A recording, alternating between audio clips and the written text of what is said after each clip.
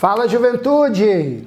Muito bem, todos vocês que estão me acompanhando aqui a qualquer hora do dia ou da noite, na nossa plataforma online Replay Edu, o nosso curso de interpretação textual, continuando aquele papo rico, aquele papo interessante sobre as variações da linguagem. Já conversamos aqui outrora sobre a variante diatópica, que é a variante regional, e a variante diastrática, que é a variante de classe ou de grupo social. Lembra disso, né? Hoje a gente vai avançar na conversa. Hoje nós vamos falar sobre duas outras importantes variações da linguagem. A variação diafásica e a variação diacrônica. De novo, aquele probleminha, professor, essa nomenclatura é muito técnica, essa nomenclatura é muito difícil. Não. Dia, lembra, através de fases. O que quer dizer fases? É uma palavra de origem grega que quer dizer contexto, quer dizer situação. A língua muda de contexto para contexto, a língua muda de situação para situação. Você já parou para pensar quantas línguas portuguesas existem dentro da língua portuguesa? É a variante de contexto, né? A língua que você utiliza para cumprimentar seu pai de manhã é diferente da que você usa para cumprimentar seu irmão. A língua que você utiliza no WhatsApp é diferente da língua que você utiliza para mandar um e-mail. A língua que você utiliza na redação do Enem é diferente da língua que você utiliza para conversar com seu colega no corredor da escola. Portanto, a língua muda de contexto para contexto, a língua muda de situação para situação. É isso que nós chamamos de variação diafásica. E a variação diacrônica, dia através de cronos, tempo, né? A língua muda no tempo, a língua muda de época para época. A linguagem que se falava pelo seu avô é diferente da que hoje os netos falam. Então hoje a gente vai conhecer essas duas importantes variações da linguagem. A variante de contexto, de situação, e aí vale lembrar que proficiência linguística não é utilizar a norma culta em todas as situações. Entende? Proficiência linguística é usar a teoria do guarda-roupa linguístico. Mas, professor, o que é essa tal dessa teoria do guarda-roupa linguístico? É muito simples. No seu armário, no seu guarda-roupa, você tem várias roupas para várias situações.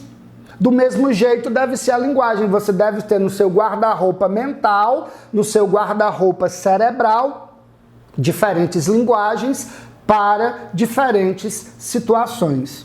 Compreende? Então, se eu estou num ambiente onde eu estou de camisa regata, de short, de chinelo, isso quer dizer que a linguagem que eu vou utilizar ali é mais informal, é mais próxima do coloquial. Agora, se eu estou elegantemente vestido, de blazer, aquele cortinho, né, bonitinho, aquela calça social, paninho passado, isso quer dizer que o lugar para onde você vai solicitar de você uma linguagem mais adequada ao contexto, mais formal, mais cuidadosa com o vocabulário. Ou seja, se você tem uma roupa para cada situação da sua vida, você tem também uma linguagem para cada situação da sua vida. Então você tem que ter na sua cabeça um guarda-roupa linguístico e vestir a roupa adequada para o lugar, para o contexto no qual você se insere.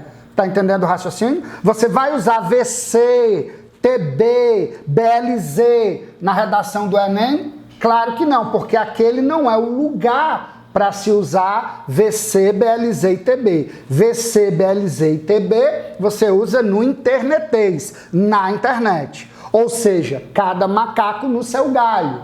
Você tem uma língua para cada situação, porque a língua é diafásica. A língua muda de contexto para contexto, de situação para situação. Beleza?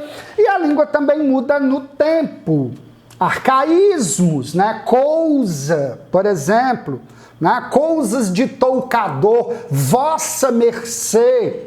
Nos anos 50, as gírias usadas pela turma da Jovem Guarda, você é um broto, você é brasa, mora, é diferente hoje do irado, é interessante, é massa, é incrível, é sinistro. Ou seja, a língua muda no tempo, os arcaísmos, palavras antigas que caíram em desuso, os neologismos, as expressões que surgem todos os dias, por exemplo, na internet, crush, por exemplo, stalkear, né? Palavras normalmente que derivam do inglês e vão criando palavras novas, incorporando ao nosso vocabulário antigo um léxico mais atual. Ou seja, a língua muda no tempo. A língua muda de época para época, a língua muda de contexto para contexto, de situação para situação. Beleza? São as duas variantes. E, obviamente, a gente vai ilustrar esse papo, a gente vai ilustrar essa conversa com uma belíssima questão de onde? Do Exame Nacional do Ensino Médio. Observe essa questão muito interessante sobre variação diafásica, sobre o contexto adequado em que se devem usar determinadas marcas de linguagem. Como escrever na internet. Ou seja, como escrever naquele contexto, como escrever naquele ambiente, naquela situação. Estou falando aí de variante o quê, professor? Diafásica. Como escrever na internet? Regra 1. Fale, não grite. Combine letras maiúsculas e minúsculas da mesma forma que na escrita comum. Cartas em papel não são escritas somente com letras maiúsculas na internet. Escrever em maiúsculas é o mesmo que gritar.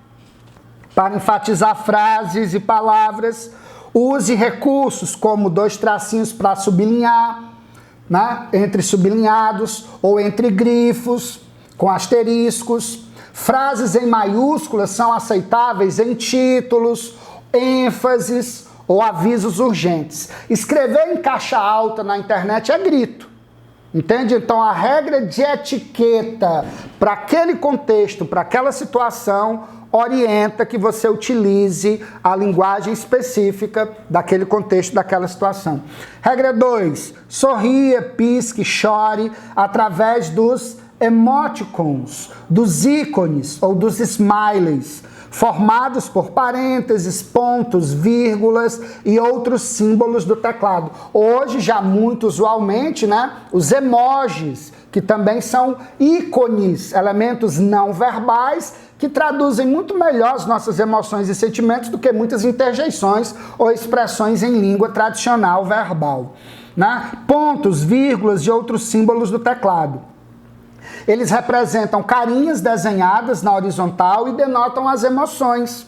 É difícil descobrir quando uma pessoa está falando alguma coisa em tom de brincadeira, se está realmente brava ou feliz, se está sendo irônica, em um ambiente no qual só há texto, não há visibilidade do emissor e do receptor.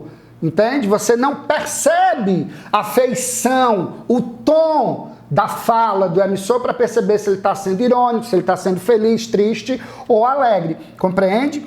Então, em um ambiente no qual só há texto, por isso, entram em cena os smileys. Comece a usá-los aos poucos e, com o passar do tempo, estarão integrados naturalmente às suas conversas online e apenas lá nas conversas online. Porque é uma situação de comunicação. É a variante diafásica. Naquele contexto, aquilo pode, em outros contextos, aquilo não pode. Olha só a pergunta do Enem. O texto traz exemplos de regras que podem evitar mal-entendidos em comunicações eletrônicas, especialmente nos e-mails e nos chats. Essas regras. Letra A. Revelam códigos internacionalmente aceitos que devem... Olha aí, o problema é... internacionalmente aceito, estica demais a baladeira, né? Nós não estamos falando do mundo todo, nós estamos falando de pessoas que usam a internet e são situações específicas.